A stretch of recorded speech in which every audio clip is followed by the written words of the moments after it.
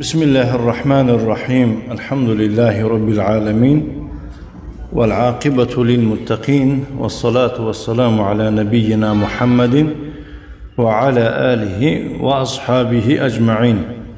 أما بعد، فنتابع درسنا من كتاب الأصول الثلاثة لشيخ الإسلام محمد بن عبد الوهاب بن سليمان بن علي رحمه الله تعالى.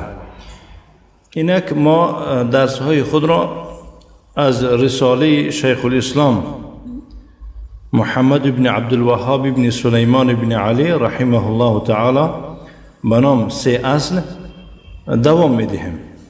ما در درس گذشته از سه مسئله یکمی از اون ها را گرفتیم. در ابتدای این 3 مسئله شیخ الاسلام فرمود: اعلم رحمك الله انه يجب على كل مسلم ومسلمة تعلم 3 هذه المسائل والعمل بهن.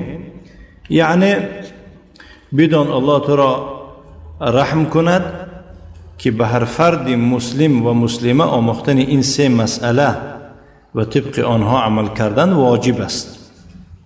بعد از آن شروع کرد، گفت: الاولى ان الله خلقنا ورزقنا ولم يتركنا هملا بل ارسل الينا رسولا فمن اطاعه دخل الجنه ومن عصاه دخل النار. یکم آن است که الله سبحانه و تعالی ما را آفرید و روزی داد و ما را به اهمیت نگذاشت، بلکه به سوی ما رسول را فرستانید و کسی اطاعت از او کند به جنت داخل می شود و کسی عاصی شود به آتش داخل می شود. این یکم مسئله درباره چی بود است؟ از همه 3 مسئله درباره توحید گفتیم ربوبیت، یعنی الله سبحانه و تعالی در آفریدن، در روزی دادن چی تنها بود است. و دلیل خواندیم و دلیل قوله تعالی: انا ارسلنا الیکم رسولا شاهدا علیکم كما ارسلنا الى فرعون رسولا فعصى فرعون الرسول فاخذناه اخذا وبیلا. یعنی به درستی ما به شما رسول را همچون شاهد بالای شما فرستادیم، بدان سان که به فرعون رسول را فرستادیم و فرعون از رسول عاصی شد و ما او را به عذاب سخت فرو گرفتیم. این سوره مزمل آیه 15-16. اکنون امروز دویم مسئله از 3 مسئله می‌فرماید: الثانیة ان الله لا يرضى ان يشرك معه احد في عبادته لا ملك مقرب ولا نبي مرسل. دویم آن است که الله نمیپسندد، راضی نمیشود که با او یگان کسی را و یگان چیزی را در عبادتش شریک قرار داده شود، نه یگان فرشته مقرب و نه یگان پیغمبری فرستاده را. وقتی که یگان فرشته مقرب به الله شریک قرار دادن الله نپسندد، نه یگان فرشته را و نه یگان پیغمبر را، بس شما چی میگوید درباره اون اشخاصی که یا که گویم اون شیخ و اون اولیاهایی که بگفت به اعتقاد مردم چیکار میکنند و اینها را مردم از جهالت به الله شریک قرار میدهند و در عبادت چیکار میکنند و اینها را شریک میگیرند. بنابراین برادران اهل اسلام باید که هوشیار شود انسان از همه بزرگترین گناهی که الله تعالی او را نمیبخشد این شرک است. این شرک گناهی هست که و ظلمی هست که هیچ الله تعالی نمیبخشد او را. شیخ میفرماید: و دلیل قوله تعالی: و ان المساجد لله فلا تدعوا مع الله احدا. دلیل سخن او تعالی است سجدگاه ها از آن الله اند و شما با الله یگان کسی را مخوانید، یعنی عبادت نکنید. مراد از سجدگاه ها جایهایی اند که در آنجا سجده میکنند، مانند مسجدها و مصلاها. و مراد از سجدگاه ها عضوهایی هستند که با آنها سجده میکنند باید همین عضوها هم صرف و خالص برای الله سبحانه و تعالی چی؟ استفاده برده شوند.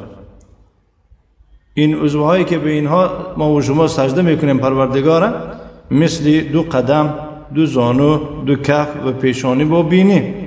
میفرماید الثالثه ان من اطاع الرسول ووحد الله لا يجوز له موالاة من حاد الله ورسوله ولو كان اقرب قریب. مسئله سیوم، مسئله یکم درباره توحید ربوبیت و اسماء و صفات باشد و مسئله دوم درباره توحید عبادت بوده است، الوهیت.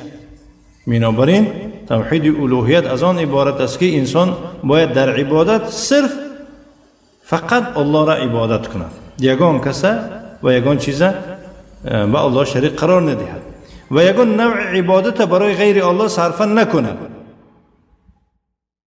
مسئله سیوم درباره دوستی و دشمنی حرف می رود، یعنی دوستان الله را دوست داشتن و دشمنان الله را دشمن دانستن، الولاء والبراء.